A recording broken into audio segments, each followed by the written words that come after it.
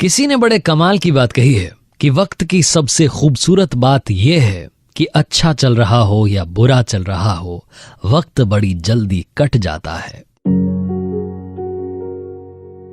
Hi guys, मेरा नाम है आरजे कार्तिक। आज सुनाता हूं आपको वक्त पर एक छोटी सी कहानी। ये कहानी है एक राजा की, एक ऐसा राजा जिसने हर युद्ध में जीत हासिल की थी। छोटे छोटे राज्यों को हरा करके अपने राज्य का विस्तार करता जा रहा था, अपने राज्य को बड़ा करता जा रहा था। ऐसा नहीं था कि अपने राज्य में डेवलपमेंट नहीं करवाता था, वहां भी विकास के काम करवाता था। राजा को प्रजा बड़ा पसंद करती थी। इसी बात से राजा को थोड़ा घमंड आ गया। उसको लगा कि अब तो मुझे कोई हरा नहीं सकता, अब तो मैं हर युद्ध में जीत हासिल करूंगा। एक दिन अपने कुछ सैनिकों के साथ में घूमने के लिए निकला हुआ था, तभी उसे एक बाबा जी दिखाई दिए। बाबा जी के पास गया, जाकर के बाबा जी को प्रणाम किया। बाबा जी ने कहा कि बेटा, हम तुमसे खुश हैं, तुम्हें कुछ देना चाहते हैं। राजा ने कहा हाँ जी बताइए, आप क्या देना चाहते हैं। तो बाबा जी ने उस राजा को एक ताबीज दिया और कहा कि इसे अपने गले में पहन लेना।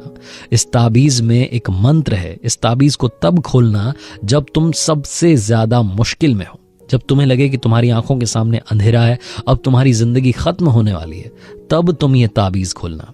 राजा ने कहा जो आज्ञा। मन ही मन राजा सोच रहा था कि बाबा जी कहां ताबीज के चक्कर में पड़े हैं।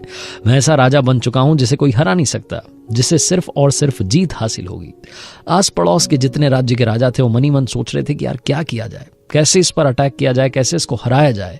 सभी राजाओं ने मिलकर के प्लानिंग बनाई कि क्यों ना सब साथ मिलकर के युद्ध में आते हैं। सारे राजाओं की सेना जब सामने आई, जब विशाल सेना ने आक्रमण किया, तो ये राजा घबरा गया, हारने की कगार पर पहुंच गया। युद्ध भूमि से डरता हुआ, भागता हुआ जंगल में निकल गया। रास्ता भटक चुका था, इसे लगा था कि अब सब कुछ खत्म हो गया है। यह राजा वहां छुपने के लिए जगह ढूंढने लगा। तभी इसे वहां पर एक गुफा दिखाई दी। गुफा में जाकर के बैठ गया, छिप गया और इंतजार करने लगा कि कुछ अच्छा हो जाए। इसकी सांसें ऊपर नीचे हो रही थी, दिल धक धक कर रहा था। जैसे लग रहा था कि इसका अंतिम समय आने वाला है। ये घबराया हुआ था कि अचानक से इसे घोड़े के टापों की आवाज सुनाई देने लगी। इसे लगा कि दुश्मन देश के सैनिक, उनके घोड़े अब इसकी गुफा की तरफ आ रहे हैं। अचानक से इसे लगा कि जैसे सब कुछ खत्म हो गया है। अचानक से इसने महसूस किया कि इसकी आंखों के सामने अंधेरा है, इसकी मृत्यु होने वाली है। इसको सैनिक पकड़ करके ले जाएंगे, फांसी दे देंगे। इसका राजपाट तो छिन ही गया है, अब जिंदगी भी चली जाएगी। ये राजा निराशा की तरफ जाता जा रहा था।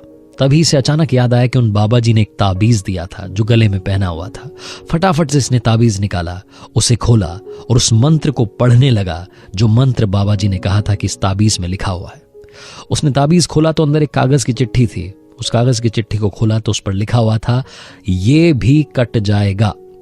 मंत्र था, ये भी कट जाएगा। राजा ने एक सुकून की सांस ली, राहत की सांस ली।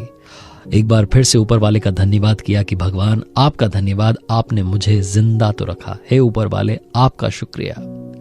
राजा ने एकदम से महसूस करना शुरू किया कि उसके अंदर पॉजिटिविटी आ गई है। उसे वो जो घोड़े के टापों की आवाज सुनाई दे रही थी वो भी अब दूर जाने लगी। थोड़ी देर बाद वो घोड़े के टापों की आवाज सुनाई देना बंद हो गई। राजा धीरे से उस गुफा से बाहर निकला, जंगल में कुछ दिन रहा, वहां फिर से अपनी सेना बनाई, फिर से उस राज्य पर आक्रमण किया जो उसका खुद का था, जिसे किसी ने हथिया लिया था, और उस राज्य पर फिर से अपना झंडा कायम किया।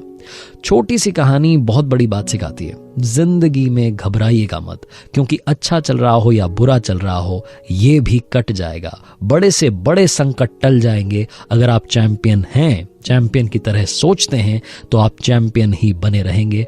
आप अपनी सोच को बस बुलंद रखिए, और चैंपियन बनने का सिर्फ एक रास्ता है, हार्ड वर्क और उसके साथ स्मार्ट वर्क। आरजे कार्तिक फिर से कहेगा, कर दिखाओ कुछ ऐसा कि दुनिया करना चाहे आपके जैसा।